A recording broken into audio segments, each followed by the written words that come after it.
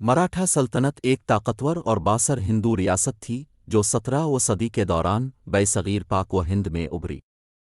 اس نے ہندوستان کی تاریخ میں خاص طور پر مغلیہ سلطنت کے زوال کے تناظر میں ایک اہم کردار ادا کیا۔ یہاں مراٹھا سلطنت کی تفصیلی وضاحت ہے۔ اصل مراٹھا اصل میں ہندوستان کے مغربی دکن کے علاقے سے ایک جنگجو گروہ تھے جسے مہاراشٹر کے نام سے جانا جاتا ہے۔ انہوں نے ابتدا میں دکن کی مختلف سلطنتوں کی فوجوں میں بطور سپاہی خدمات انجام دیں۔ شیواجی مہاراج مراٹھا سلطنت کی بنیاد اکثر شیواجی مہاراج 1674-1680 سے منسوب کی جاتی ہے۔ وہ ایک ہنرمند فوجی رہنما اور ایک ہوشیار سیاستدان تھا جس نے 17ویں صدی کے وسط میں مراٹھا سلطنت قائم کی۔ شیواجی نے دکن کے علاقے میں طاقتور مغل اور عادل شاہی سلطنتوں کو چیلنج کرنے کے لیے گوریلا جنگ کی حکمت عملیوں کو نافذ کیا۔ اس نے 1674 میں خود کو چھترپتی کا تاج پہنایا اور ایک مضبوط اور مرکزی مراٹھا ریاست کی بنیاد رکھی۔ فوجی کامیابیاں شیواجی اور ان کے جانشین اپنی فوجی مہارت کے لیے مشہور تھے۔ انہوں نے ایک موبائل اور لچکدار فوجی حکمت عملی کا استعمال کیا جسے اگنیمی کاوا ہٹ اینڈ رن حکمت عملی کے نام سے جانا جاتا ہے، جو بڑی اور زیادہ روایتی فوجوں کے خلاف مؤثر ثابت ہوئی۔ مراٹھا قلعوں جیسے کہ رائے گڑھ اور پرتاپ گڑھ نے اپنی فوجی حکمت عملی میں اہم کردار ادا کیا۔ انتظامیہ شیواجی نے ایک منظم انتظامی نظام کو نافذ کیا۔ اس نے اپنی سلطنت کو صوبوں میں تقسیم کیا، ہر ایک کا سربراہ ایک قابل اعتماد منتظم ہوتا تھا۔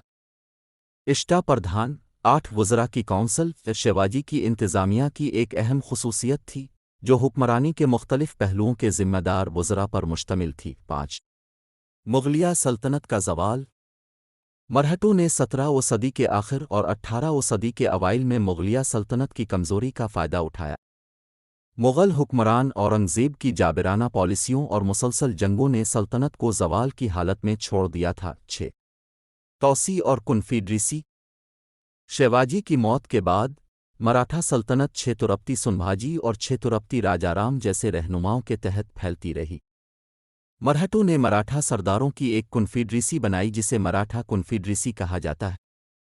اس اتحاد نے ہندوستان کے سیاسی منظرنامے میں اہم کردار ادا کیا۔ پیشوا وزرائے اعظم مراٹھا انتظامیہ کے اندر طاقتور شخصیت بن گئے۔ بالاجی وشواناتھ پہلے پیشوا نے مراٹھا طاقت کو مستحکم کرنے میں اہم کردار ادا کیا۔ پانی پت کی لڑائیاں مرہٹوں کو افغان حکمران احمد شاہ درانی کے حملوں کی صورت میں اہم چیلنجوں کا سامنا کرنا پڑا۔ 1761 میں پانی پت کی تیسری جنگ مراٹھوں کے لیے فیصلہ کن اور تباہ کن شکست ثابت ہوئی۔ برطانوی ایسٹ انڈیا کمپنی مرہٹوں کا برٹش ایسٹ انڈیا کمپنی کے ساتھ بھی تصادم ہوا۔ 18ویں صدی کے آخر اور 19ویں صدی کے اوائل میں آنگلو مراٹھے جنگیں مراٹھا طاقت کے بتدریج کٹاؤ کا باعث بنیں۔ انکار اور الحاق داخلی تنازعات، بیرونی حملوں اور یورپی طاقتوں کے عروج، خاص طور پر انگریزوں نے مراٹھا سلطنت کے زوال میں اہم کردار ادا کیا۔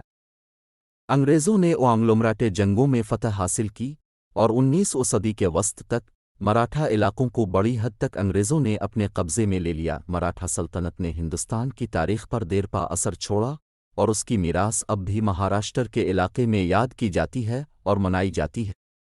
مرہٹوں کے زوال نے ہندوستان میں برطانوی راج کے استحکام کی راہ ہموار کی۔